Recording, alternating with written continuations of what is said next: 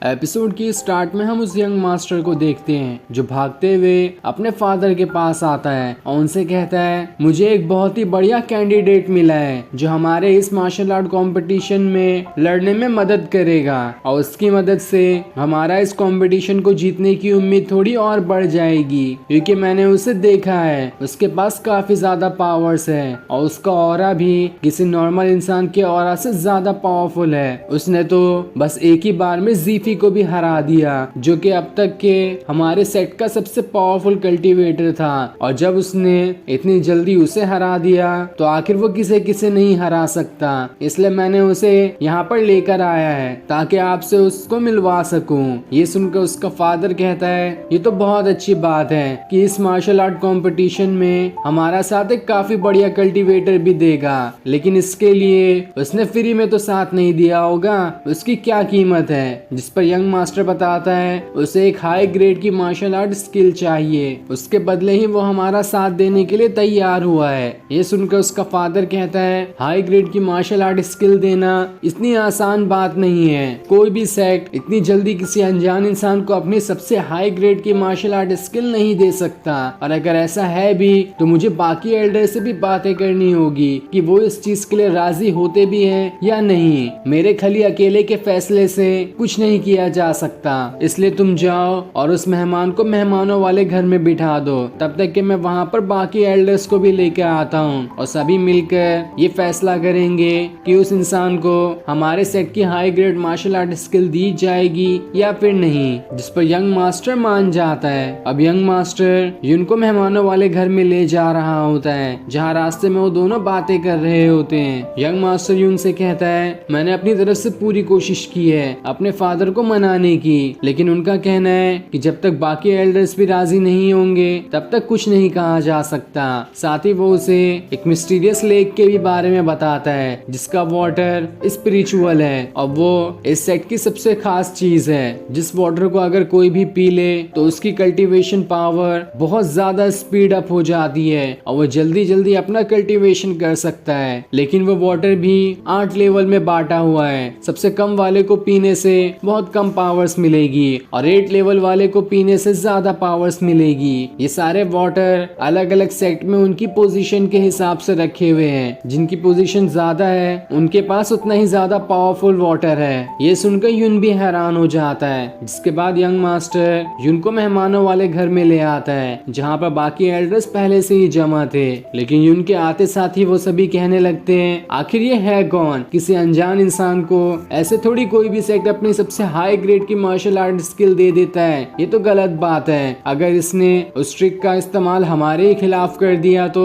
इससे तो हमें बहुत बड़ा नुकसान होगा। इसलिए हम इस फैसले के तो बिल्कुल खिलाफ हैं और हमें ये तक नहीं पता कि इसकी स्पिरिट हेवनली है या फिर डिमोनिक। अगर डिमोनिक हुई तो ये बिल्कुल वैसा ही करेगा जैसा मैंने बताया। ये हमारी स्किल लेकर ही हम पर ही भारी पड़ जाएगा। तब युन सभी से कहता है, आप किसी से भी मेरी फाइट करा के देख सकते हैं। मेरे फाइट करने के तरीके से आपको मालूम ही पड़ जाएगा कि मेरी स्पिरिट हेवनली है या फिर डिमोनिक। मैं यहाँ पे खड़े सारे एल्डर्स को चैलेंज करता हूँ कि अगर कोई भी मेरी स्पिरिट चेक करना चाहता है तो वो बिंदास मेरे से आके फाइट कर सकता है। मैं उससे लड़ने के लिए तैयार हूँ। तब एक एल्डर युन के सामने आता है और उससे कहता है, तुम्हारे अंदर तो बहुत ज्यादा घमंड लगता है तुम्हारी पावर्स को लेकर। इतना घमंड भी किसी के लिए ठीक नहीं होता, लेकिन मुझे दूसरों का घमंड उतारने में बहुत मजा आता है, इसलिए मैं तुमसे फाइट करने के लिए तैयार हूँ। जिसके बाद वो दोनों बाहर हॉल में आ जाते हैं जहाँ उन दोनों की फाइट होगी। लेकिन ये फाइट सिर्फ एक अटैक की ही होगी। जो एक अटैक करके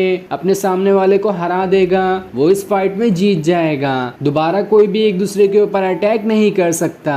और फिर अब देखते ही देखते ये फाइट शुरू करा दी जाती है, जिसमें वो एल्डर सबसे पहले अपनी पावर्स को एक्टिवेट करते हुए एक खतरनाक अटैक युन पे करने वाला होता है। लेकिन युन उस अटैक से बचने के लिए वहाँ पर अभी सीखा हुआ अपना फॉर्मेशन बना लेता है, जो कि बहुत ज्यादा पावरफुल था और वो उस एल्डर के अटैक को आसानी से रोक लेता है, जिस वजह से वो एल्डर वहाँ से पीछे खसक जाता है। और फिर मौका देखकर युन एक खतरनाक अटैक सीधा उस एल्डर पे कर देता है। लेकिन उसने इतना भी खतरनाक अटैक नहीं किया था कि इससे उस एल्डर को चोट लग जाए। बस इससे वो एल्डर हार गया होता है। ये देखकर यंग मास्टर का फादर एकदम खुश हो जाता है और युन के लिए तालियां बजाने लगता है। तब वो एल्डर सभी से कहता है मुझे एक और मौका दो, मैं इस यून को यहीं पर हरा के दिखा दूंगा। लेकिन तब बाकी एल्डर्स कहते हैं चुप हो जाओ तुमने एक बार हरा कर हमारे सेट की इज्जत तो पहले से ही बर्बाद कर दी, तो तुम दोबारा उसे बर्बाद करना चाहते हो, इसके लिए कोई भी राजी नहीं होगा। तब यंग मास्टर का फादर सभी से कहता है यून की फाइट देखकर तो आपको समझ ही आ गया होगा कि ये कैसा इंसान है। तो इस फाइट के जीतने के बाद मैं ये समझता हूँ कि आप सभी भी इस चीज के लिए राजी हैं कि यून को हाई ग्रेड की मार्शल आर्ट टेक्निक दे दी जाए, जिस पर सभी मान जाते हैं। अब यून अपने कमरे में आ जाता है और वहाँ पर उस मार्शल आर्ट की किताब को पढ़ना शुरू कर देता है जिसे वो चुरा कर ले आया था। और उस किताब में एक और टेक्निक लिखी होती है जो कि बहुत ज्यादा खतरनाक थी, और ये टेक्निक फ्लेम डीमन बॉडी नाम की होती है, जिसे अगर कोई भी कल्टीवेट कर ले तो वो कभी भी अपनी बॉडी को डीमन फ्लेम बॉडी में कन्वर्ट कर सकता है और फिर उसकी बॉडी से बहुत ज्यादा फायर निकलना शुरू हो जाएगी। लेकिन इस टेक्निक को कल्टीवेट करना इतना आसान काम नहीं है। इस टेक्निक को कल्टीवेट करने के लिए पूरी रात फायर के अंदर रहना होगा और फायर के साथ ही कल्टीवेशन करना होगा, जिस वजह से तो कई हजारों लोगों ने इस टेक्निक को करने की कोशिश की, लेकिन वो सभी जलकर मारे गए। तब ये देखकर यून खुद से कहता है मैंने उस फायर लोटस को खाया था, जिस वजह से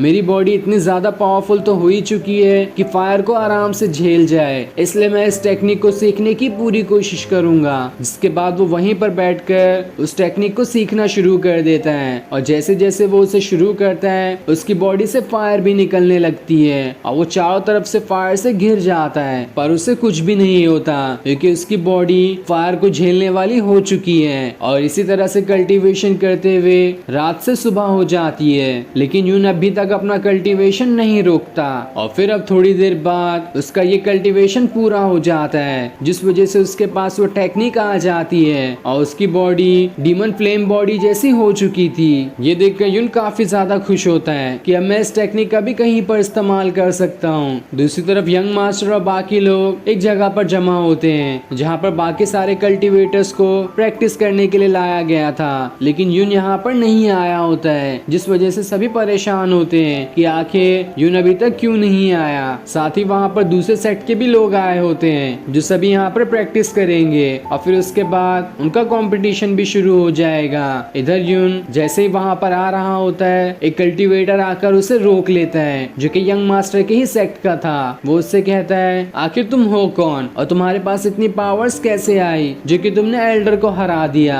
लेकिन चाहे कुछ भी हो जाए मैं तुम्हें रोक कर ही रहूंगा ताकि तुम उस high grade martial art technique को ना सीख सको। जिसके बाद वो उसके ऊपर कई सारे अटैक करना शुरू कर देता है। यून तो पहले उसके अटैक से बच रहा होता है, वो उस पर एक भी अटैक नहीं करता, लेकिन जब उस कल्टीवेटर का अटैक ज्यादा बढ़ जाता है तो यून को गुस्सा आ जाता है और फिर वो उससे कहता है बस बहुत हो गया तुम्हारा, अभी बताता हूँ तुम्हें। और फिर इसके इतना कहते ही ये एपिसोड यहीं पर एंड हो जाता है। Thanks for watching.